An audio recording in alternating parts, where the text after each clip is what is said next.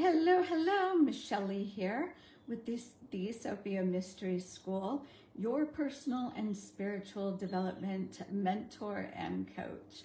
I wanted to hop in here this morning and share with you the number one mistake I hear people making all of the time. And with the calls that have been booked with me, these mistakes that I see people doing all of the time. Number one mistake. If you want to be the master creator in your life, if you want to successfully manifest your dreams, whatever that is. Oh my gosh, there's a vehicle coming by.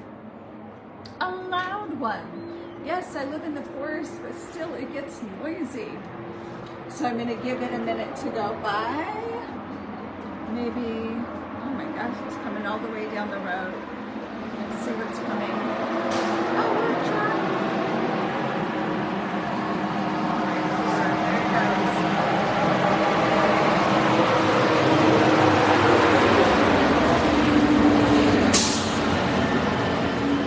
There we go.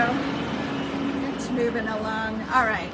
So the number one thing you need to stop doing right now, and I hear spiritual people doing it all the time, and it is believing in a power outside of you, whatever you believe that power to be. So it gives you something or someone to blame. So if you get results that you didn't want, a common one I hear is, I guess the universe didn't want me to have it. No, that's not true. If there's a result that you didn't get, it isn't because there's some outside force that is keeping you from having it.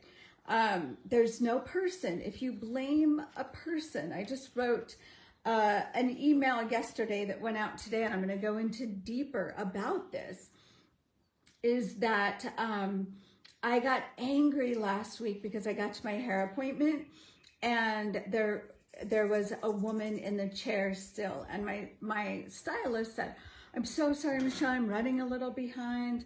And I was cool with it. I wasn't charged or triggered or anything. It's like, it's all right. And the lady in the chair goes, "It was my fault. I just got so involved in something I did and I just lost track of time." And I got angry, right? I blamed her. I was blaming her for impeding on my time. And I could feel her voice was like ice in me. And I was blaming her because, well, now my appointment is going to be late. And the energy in her voice, like the energy I could feel from her, was a sense of self-importance. And that is wrong. That was where my mind went. You don't get to be more important than me. Your time doesn't get to be more important than mine. And I went into this blame. How dare she? And when I took some time, and this is the work. Hey, Kimberly, so good to see you here. This is the work that so many people think they're doing right now. And it's not, a lot of people aren't actually doing it. Maybe you're not actually doing it either, because I could have gone all day or a couple of days angry at that woman, but I was noticing, like, I am so triggered by this. What is going on within me? And when I did the work, when I sat down and really explored what was triggered in me, what happened there, and what truly happened was, the woman in the chair has a desire to, or I guess, I don't know. I can see that maybe she needs to feel important. And that need of hers to feel important clashed with my need to feel important, right? Because I was like, she is being so self-important, and my judgment of her in that moment was self-important.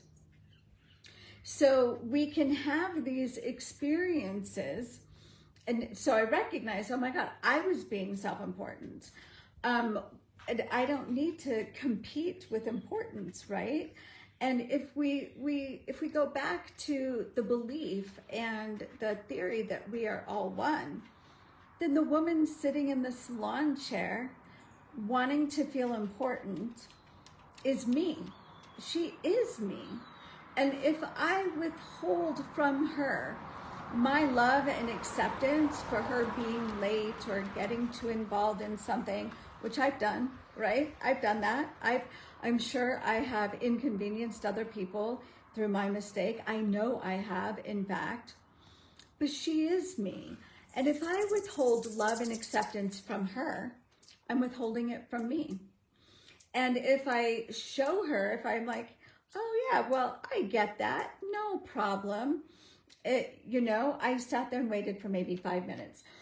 It really was no big deal. It had nothing to do at the time. It had to do with her wounding, triggering my wounding, and me reacting to that, and being caught up in the idea that maybe that was about her. It's not about her. So this is one way to look at, are you doing the work? Or are you thinking, well, I guess the universe didn't want me to get my hair done on time? Or are you blaming time? I spoke to someone yesterday who complained that they didn't have enough time to do something they wanted. Or are you blaming money? Have you put time and money as a power outside of you and given that your power? Or do you blame people? Do you oh, my spouse won't let me do that, or I can't do that because I have children? This is how we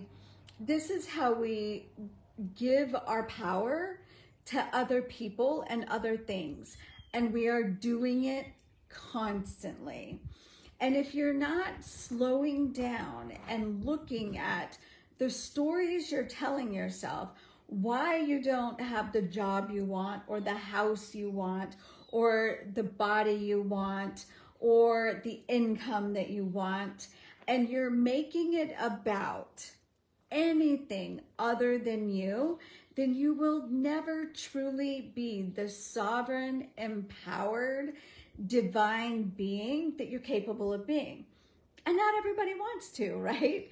I get that. Not everybody is ready to look that deep into being truly being the master creator of their life, being the master magician of your life.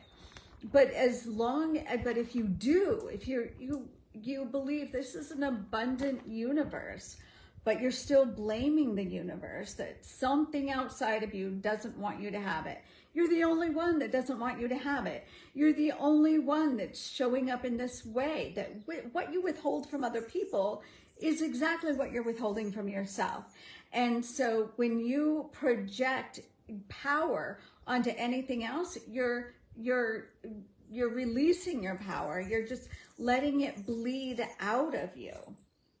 So I invite you to really look at your thought process over the next several days, to really discover where you're bleeding out your power. What are you giving your power to? What is it? Are you giving your power to age? Are you giving your power to time? Are you giving your power to money, to your spouse, to your children, to the economy, to the president, to the Barbie movie, or whatever's going on in the world right now? There's so much power being released that it's becoming, what is the word I'm looking for? Diluted. Your power is becoming diluted. So I invite you, if you really want to become the masterful creator, sovereign manifester, the magician of your life, then I invite you to book a call with me. Get off that victim triangle, book a call with me, and let's talk about what you want to create and how I can support you. If I can, are we aligned? That's why I have these calls. Are we aligned? I want to be aligned with everybody I work with. I work with individuals who are ready to know the truth with a capital T, who are ready to shed the powerlessness that we're born into to have this amazing experience on the planet. So Tori's going to pop in my scheduling link in the comments below. Hop on my calendar. Let's just be curious. Honestly, there's no commitment to the call when you book it, right? It's a get to know you. What do you want to create? What is getting in your way? How I can support you and what that looks like. So I hope to see you on my calendar. I'm looking forward to seeing in the comments from you. Where are you diluting your power? Where are you giving your power? All right, everyone. Mwah. Bye for now. Have an amazing day.